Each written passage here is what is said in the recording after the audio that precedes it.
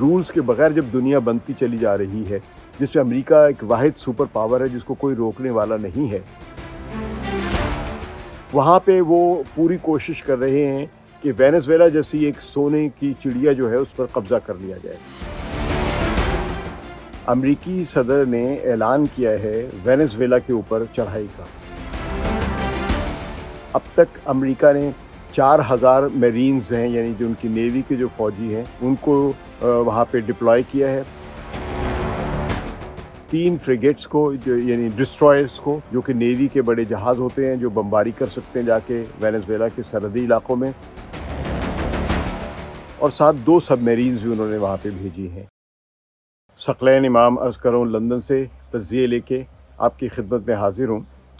آج ہم نے جس موضوع کا انتخاب کیا وہ بہت اہم ہے، لیکن مین اسٹریم میڈیا سے ذرا اگنور ہو رہا ہے، یعنی نظر انداز کیا جا رہا ہے۔ وہ ہے امریکی صدر نے اعلان کیا ہے وینزویلا کے اوپر چڑھائی کا۔ انہوں نے یہ الزام لگایا ہے کہ وینزویلا کے جو صدر ہیں وہ ڈرگ ٹریفکنگ کر رہے ہیں، اور اس لیے ان کی ڈرگ ٹریفکنگ کو روکنے کے لیے امریکہ وہاں پہ فوجی چڑھائی کرے گا۔ اب تک امریکہ نے 4000 میرینز ہیں، یعنی جو ان کی نیوی کے جو فوجی ہیں ان کو وہاں پہ ڈپلوائے کیا ہے، ساتھ ساتھ 3 فریگیٹس کو یعنی ڈسٹرائرز کو، جو کہ نیوی کے بڑے جہاز ہوتے ہیں جو بمباری کر سکتے ہیں جا کے وینزویلا کے سرحدی علاقوں میں، اور ساتھ 2 سب میرینز بھی انہوں نے وہاں پہ بھیجی ہیں۔ تو یہ بظاہر ایک بڑی فوجی تیاری لگ رہی ہے کہ جس کے ذریعے وہ نوریگا جیسا آپریشن جو ہے وینزویلا میں کر رہے ہیں۔ آپ کو یاد ہوگا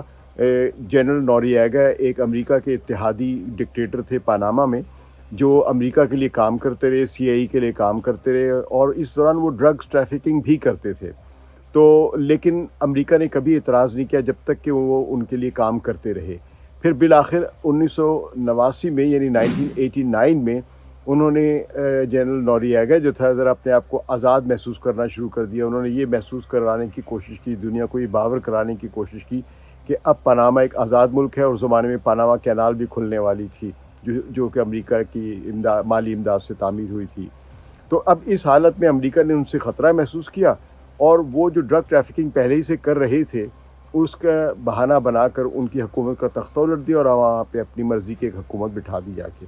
تو اب 2025 میں امریکی حکومت نے ایسا ہی کیا ہے کہ انہوں نے کہا کہ نکولس مدورو جو کہ وینزویلا کے صدر ہیں، منتخب صدر ہیں، ان کے متعلق کہا ہے کہ یہ غیر منتخب صدر ہیں، اللیجیٹمیٹ یعنی غیر قانونی صدر ہیں، اور ان کو ہٹانا جو ہے اب چاہیے ہے، اور ساتھ ہی کیونکہ یہ امریکہ کے مفادات کے براہ راست خلاف ہیں، یعنی ڈرگ ٹریفکنگ کر رہے ہیں اور امریکہ کے خلاف سازش کر رہے ہیں، اب امریکہ میں اسلحہ بھیج رہے ہیں انسرجنسی کرانے کے لیے، یہ الزامات لگا کے وہ اس حکومت کا تختہ الٹنے کی کوشش کر رہے ہیں۔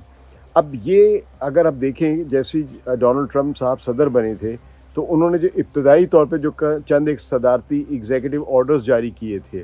یعنی پریزیڈنشل ایگزیکٹو آرڈرز جاری کیے، تو ان میں سے ایک یہ بھی ایگزیکٹو آرڈر تھا جو انہوں نے سمجھے کہ جنوری ہی میں شروع کر دیا تھا، یعنی حلف اٹھانے کے فوراً 2 دنوں میں جو بڑے بڑے ایگزیکٹو آرڈرز جاری ہوئے تھے، ان میں ایک یہ بھی تھا کہ امریکہ جو ہے تمام ڈرگ کارٹیلز کو، یعنی نارکو جو بزنس میں انوالو لوگ ہیں، ان ڈرگ کارٹیلز کو ٹیررزم کی آرگنائزیشن کے طور پہ ٹریٹ کرے گا، یعنی ان کو ویسے ہی تسلیم کرے گا، اسی طرح کا رویہ اختیار کرے گا جیسے کہ اس نے IS یا کبھی طالبان کو ڈیزگنیٹ کیا تھا فورن ٹیررسٹ آرگنائزیشنز کے طور پہ۔ تو انہوں نے اسی طرح وینزویلا کی جو حکومت ہے، اس کے جو صدر ہیں نکولس مدورو، ان کو یہ کہا، ان پر الزام لگایا کہ یہ بھی اسی ڈرگ ٹریفکنگ میں انوالو ہیں، لہٰذا یہ بھی ایک نارکو ٹیررسٹ ہے، تو ان کو بھی FTO ڈکلیئر کیا، فورن ٹیررسٹ آرگنائزیشن۔ ان کی ایک تنظیم کا نام انہوں نے بنایا ہے، یعنی امریکی میڈیا نے اور امریکی حکومت نے کہا ہے کہ یہ ایک ایسی تنظیم ہے جس کو کہیں گے کہ کارٹیل ہے آف سنز، یعنی سورج بہت سارے ان کی ایک کارٹیل ہے، یعنی بڑے بڑے گینگ مافیا ہیں، ان کے ایک کارٹیل ہے، اور یہ امریکہ میں ڈرگ ٹریفک کر رہے ہیں۔ 2020 میں ان پر ایک مقدمہ بھی بنایا گیا تھا، اور اس وقت نیو یارک کی ایک عدالت نے ان پر ایک اریسٹ وارنٹ بھی جاری کیے تھے، اور اب یہ 2025 میں آ کے انہوں نے ان کی اریسٹ وارنٹ کو عملی جامہ پہنانے کے لیے اور ان کی ہیڈ منی یعنی ان کے سر کی قیمت بھی جو ہے یا ان کے بارے میں اطلاع دینے کے لیے انہوں نے $50 ملین کا ایک انعام بھی رکھا ہے. اور ساتھ ہی اس وقت اگر دیکھیں تو فوجی ڈپلائمنٹ بھی کر دی گئی ہے، لیکن ابھی حملہ نہیں کیا ہے کیونکہ حملہ کرنا کافی بڑا ایک فیصلہ ہوگا. اس میں کمپلیکیشنز یہ ہیں کہ وینزویلا ایک ساورن کنٹری ہے، اور جو لیٹن امریکن کنٹری کی جو یعنی ساؤتھ امریکہ کی جو ریاستیں ہیں، مختلف ممالک ہیں، ان کی ایک آپس میں تنظیم بھی بنی ہوئی ہے. وہ ہے کہ ساؤتھ امریکن کنٹریز ایک ایسوسی ایشن ہے. تو وہ ایک قسم کا جس طرح پاکستان میں کبھی یہاں پہ سارک تھا یا آسیان ہے فار ایسٹ ایشیا میں، تو وہ سمجھے کہ تنظیم جو ہے وہ ساؤتھ امریکن کنٹریز پر مشتمل ہے جو اپنے ملک میں امریکہ کی براہ راست مداخلت کی مخالفت کرتی ہے، اور وہ چاہتی ہے کہ ان کے ملکوں میں جو بھی نظام چل رہا ہے اس کو چلنے دیا جائے. تو امریکہ بھی اس ایگریمنٹ کا حصہ ہے کہ وہ مداخلت نہیں کرے گا، لیکن اب وہ مداخلت کر سکتا ہے. تو یہ کمپلیکیشنز پیدا ہوں گی، لیکن ظاہر ہے اس وقت دنیا میں ہم جیسا کہ دیکھ رہے ہیں کہ رول بیسڈ گیم ختم ہو گئی ہے، انٹرنیشنل لاء کی آبزرویشن نہیں ہو رہی ہے. غزہ میں اگر اسرائیل قتل عام کیے جا رہا ہے، وہاں پہ لوگوں کو ہلاک کیے جا رہا ہے، تو کسی کو پرواہ نہیں ہے. ایسی حالت میں اگر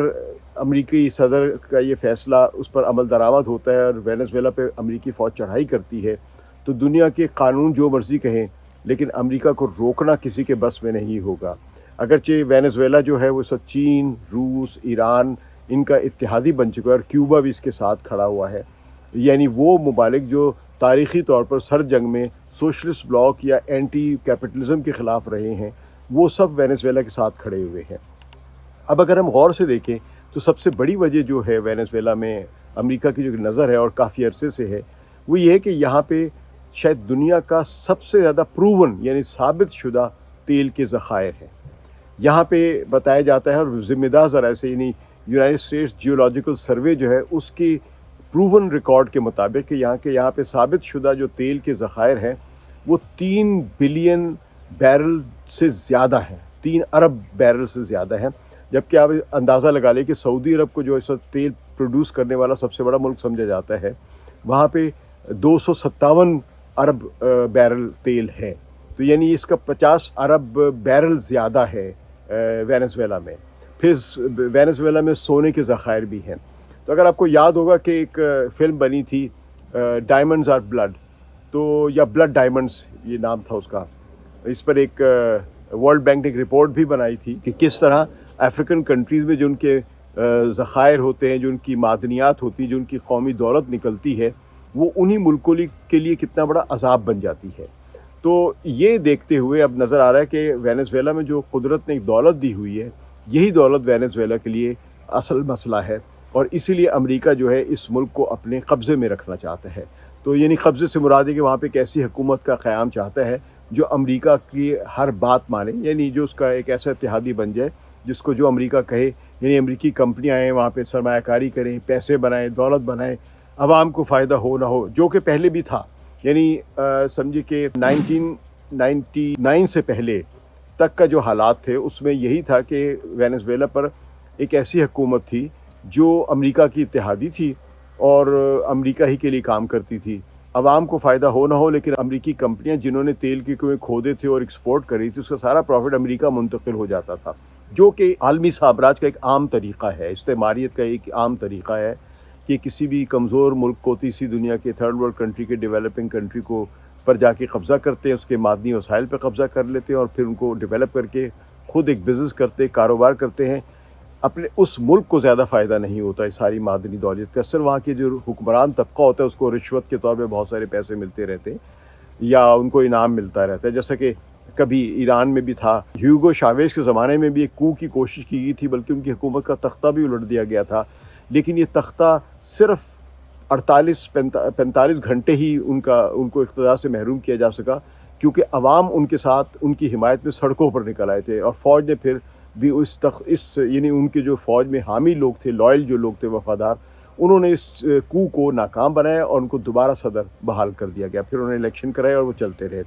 2013 میں ان کا انتقال ہوا. اس کے بعد ان کے جو سکسیسر منتخب ہوئے وہ ہے نکولس مدورو، جو اس وقت بھی صدر ہے، اور درمیان میں بہت سینکشنز اور لگا دی گئی ہیں ان کے اوپر. اور وینزویلا کی اکنامک اینڈ اقتصادی ناکہ بندی سخت کر دی گئی ہے، لیکن وینزویلا سروائیو کر رہا ہے کیونکہ وہ جو بھی ان کے پاس اس وسائل ہیں وہ اپنے عوام کے لیے استعمال کر رہے ہیں۔ روس اور چین کی بھی مدد شامل ہے، ایران کے وفد سب سے زیادہ وہاں پہ جاتے رہتے اکثر و بیشتر۔ تو اس طرح ان کا جو ایک تعلق ہے دنیا سے وہ اس بلاک کے ساتھ بنتا چلا جا رہا ہے جس کو ہم اینٹی امریکہ کہیں گے، وہ برکس کے بھی رکن ہیں۔ تو اس لحاظ سے وہ ایک ان کی خارجہ پالیسی جو ہے وہ امریکہ مخالف سمجھی جا رہی ہے، اور امریکہ ظاہر ہے وہ ان کے خلاف ہے۔ امریکہ نے کئی بار کوشش کی دباؤ ڈالنے کی،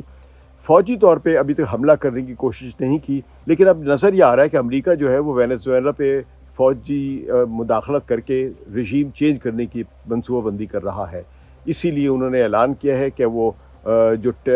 کارٹیلز جو ہیں نارکوٹکس میں یا ڈرگز میں جو ہیں ان کو وہ ٹیررزم کے برابر سمجھے گی۔ تو اگرچہ یہ دنیا میں قانون ایسا نہیں، اس کی وجہ سے جو بین الاقوامی قوانین میں جو اب تک ٹیررزم کی جو ڈیفینیشن اس میں ایڈیولوجیکل فیکٹرز ہے نہ کہ عام کرائم، جبکہ ڈرگز کی جو ٹریفکنگ ہے وہ ایک کرائم ہے اور اس کو آپ ٹیررزم کی اس ڈیفینیشن میں شامل نہیں کرتے۔ کم از کم اقوام متحدہ یا بین الاقوامی قوانین جو ہیں ان میں ٹیررزم میں شامل نہیں کیا جاتا اس کو، ڈرگز کی ٹریفکنگ کو۔ لیکن امریکہ نے اپنے مفاد کے لیے اپنی ہی ڈیفینیشن کو خود بدلا ہے۔ اب دیکھتے ہیں کہ یہ کب حملہ کرتے ہیں یا کیا کرتے ہیں۔ پابندیاں سخت ہیں۔ وینزویلا کے صدر جو نکولس مدورو انہوں نے امریکی تعیناتی کے جواب میں یہ اعلان کیا ہے کہ ان کے پاس جو 45 لاکھ کے قریب جو ریزروسٹ ہے، یعنی بہت بڑی تعداد انہوں نے ٹرین کی ہوئی ہے، ایک ریزروسٹ کہہ لیں یا ریزرو فوج جو بنائی ہوئی ہے ان کی۔ اس طرح عموماً فوج جو ہے جو ریگولر فوج ہے وہ 2 لاکھ کے قریب ہے، یہ سے کچھ زیادہ ہے۔ لیکن جو ریزروسٹ ہیں یعنی عام لوگ شہری جو اپنے ملک کا دفاع کریں گے، اپنی حکومت کا دفاع کریں گے، ان کی تعداد 45 لاکھ ہے۔ تو انہوں نے کہا ان 45 لاکھ ریزروسٹ کو میں اسلحہ دے رہا ہوں کہ اگر امریکہ کی مداخلت ہوتی ہے کسی بھی صورت میں تو یہ ان سے لڑیں گے۔ تو امریکہ کے لیے بہت بڑا ایک چیلنج ہوگا کہ اگر وہ مداخلت کرے اور ناکام ہو کے پیچھے ہٹ جائے،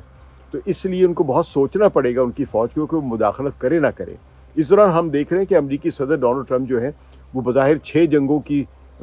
خاتمے کا کریڈٹ لیتے ہیں، لیکن انہوں نے ساتھ ساتھ جنگوں کا سلسلہ یا حملوں کا سلسلہ جاری رکھا ہوا ہے۔ مثال تو میں بڑے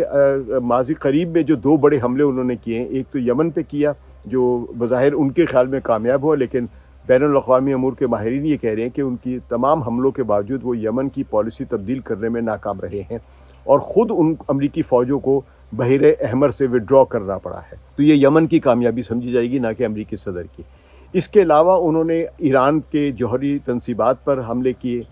B-2 بامبرز کے ذریعے، یہ بھی ایک حملہ ہے۔ پھر انہوں نے صومالیہ پہ بمباری کی ہے، پھر انہوں نے ڈرونز کے ذریعے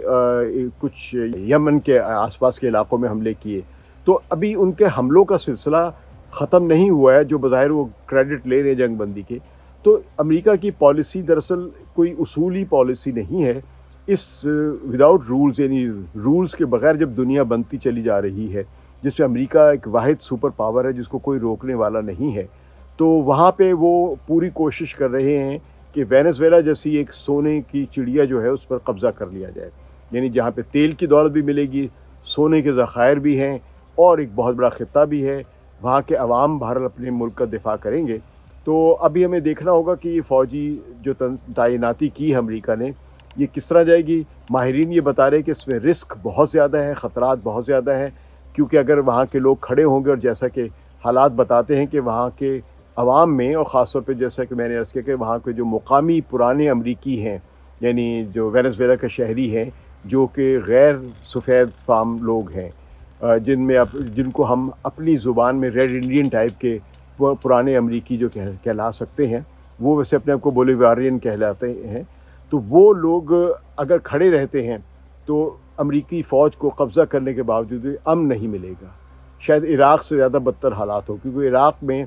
تقسیم تھی۔ تو اس لیے بہت سے لوگ مشورہ یہ دے رہے ہیں کہ براہ راست فوجی چڑھائی کرنے کے آپ ہائیبرڈ سسٹم کریں، یعنی پروپیگنڈا کریں خوب، اور جو مخالفین ہیں یعنی کہ یوان گوائیڈو جیسے لوگ یا اس طرح کے اور بھی کئی لوگ ہیں، ان کے خلاف کارروائی کرتے رہیں،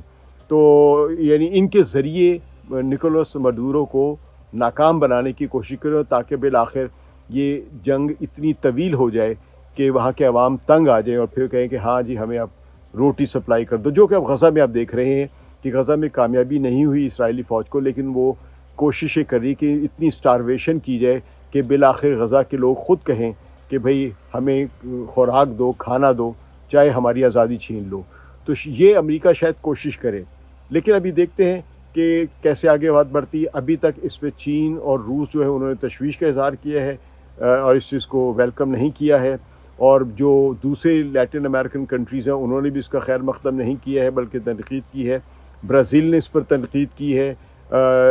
چلی نے اس پر تنقید کی، کیونکہ برازیل اور چلی دونوں میں بائیں بازو کی حکومتیں ہیں۔ تو باقی بھی ملک جہاں پہ حکومتیں بائیں بازو کی بھی نہیں ہیں سوائے ارجنٹینا کے، سب نے اس کی مذمت کی ہے۔ تو اب دیکھتے ہیں کہ ڈونلڈ ٹرمپ آگے بڑھتے ہیں یا رک جاتے ہیں۔ جنگ بڑھتی ہے، اگر جنگ بڑھتی ہے تو سمجھ جائیں کہ یہ بہت بڑی جنگ ہوگی،